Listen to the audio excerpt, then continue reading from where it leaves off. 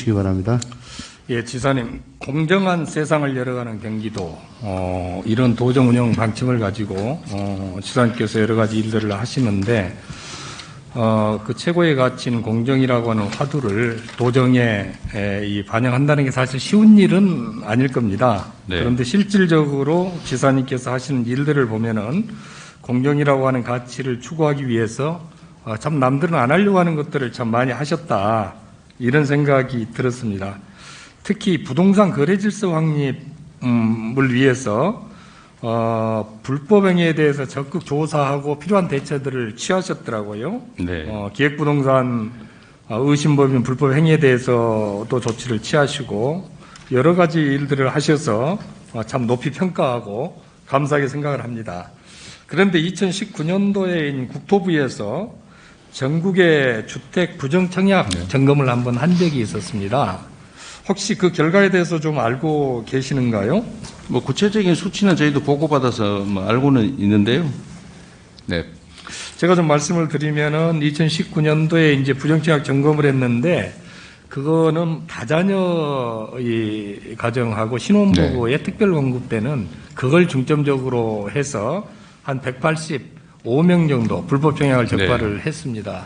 그중에는 경기도가 한 82명 정도 적발이 됐는데요. 전체로 보면 한 44.3% 정도 됩니다. 이 부정청약 중에 가장 큰 게 임신 진단서 위조가 가장 많습니다. 이 다자녀 가족이 임신한 경우도 인정을 해주기 때문에 그거하고 이제 통장 매매권 이게 경기도에서 차지하는 비중이 굉장히 높아요. 네. 이 부분에 대해서 이 결과가 나온 다음에 우리 지사님께서 여기에 대한 특별한 근절 대책을 마련하셨는지 그 부분 좀. 경기도가 임신 뭐 이런 게 많아진 이유는 사실은 우리 경기도가 단속을 했기 때문에 그렇습니다. 이게 사실 제가 어디 댓글에서 저한테 메시지가 왔는데 이거 위조해가지고 합니다라는 얘기를 듣고 제가 이 단속 지시를 해가지고 부동산 불법 거래, 분양 시장 교란 행위에 대해서 특사경을 투입해서 점수 조사를 했고요. 그래서 사실은 저희가 많이 잡아서 저희가 송치한 결과입니다, 사실은. 근데 앞으로도 이제 경기도에서는 이렇게 위조를 하거나 뭐 특히 장애인 뭐 이런 것들 조작하고 이런 것들이 많아서 계속 주기적으로 단속을 할 거기 때문에 이러면 박탈되고 처벌되고 피해가 크지 않습니까? 그리고 서류 위조는 쉽게 확인할 수 있거든요. 그래서 이 부분은 저희가 계속 지속적인 단속을 할 거기 때문에 물론 경기도가 분양이 워낙 물량이 많습니다. 그래서 가장 많을 수밖에 없는데 앞으로는 그렇게 쉽게 시도하지 못할 거고 이 위조 행위가 개인이 하는 게 아니고 대개는 조직적으로 이루어집니다. 그래서 이걸 저희가 단속해서 처벌했기 때문에 앞으로는 많이 줄어들지 않을까 생각하고요. 계속 단속하도록 하겠습니다. 예, 경기도에 이런 대책이 전국적으로 또 확산될 수 있도록 그렇게 하면 좋을 것 같습니다. 다음에는 그 스쿨존 사고에 대해서 좀 질의를 하겠습니다. 최근 5년간 경기도 스쿨존 어린이 사고가 한 520건 정도 발생을 했습니다. 17년도에는 96건 발생을 했는데 19년도에는 123건으로 지금 조금 증가를 했습니다. 29개 지자체 중에서 안산이 94건으로 굉장히 지금 스쿨존 사고가 많이 발생하고 있고요. 이어서 이제 수원, 고양 순으로 되고 있습니다. 특히 안산이라고 하는 이 도시에 대해서 이런저런 좀 사건들이 많이 생기고 있고 그런데 이 스쿨존 사건이 많다고 하는 부분도 굉장히 안 좋은 것 같아요. 이게 왜 이러는지 그리고 도에서 특히 안산에 대해서 이런 부분에 대한 지원 대책을 강구하고 있지는 않는지 그걸 좀 여쭤보고 싶습니다. 네, 일단 스쿨존은 사실 도사무이보다는 시군사무에 가까워서 이제 저희가 무관심하지는 않지만 일단 시군에 맡겨놓은 상태고.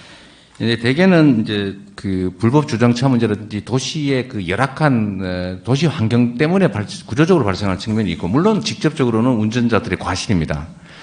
그래서 지적하신 수원, 고양, 안산 같은 특정 지역들은 저희가 좀 이렇게 확인을 해보고요. 지금까지 안 그래도 어쨌든 말로는 512억을 투입해서 지금 하고는 있지만 지적하신 부분들은 좀 각별히 더 챙겨보도록 하겠습니다. 예. 네. 지사님 여러 가지 하신 것 중에 전국적으로 이제 또 많이 알려진 게 하천계곡 불법행위 근절 이 부분은 굉장히 많이 알려져 있고 처음에 이거 지사님께서 하신다고 그래서 사실 저는 저거 성공할 수 있을까 걱정을 많이 했거든요. 근데 그걸 해내시더라고요. 이 부분에 대해서 다른 지자체로 좀 확산되는 효과가 지금 일어나고 있습니까? 어떻습니까? 제가 다른 지자체 문제는 정확하게 지금 정보가 없는 상태에서 말씀드리기 어렵고요. 쉽지가 않을 겁니다.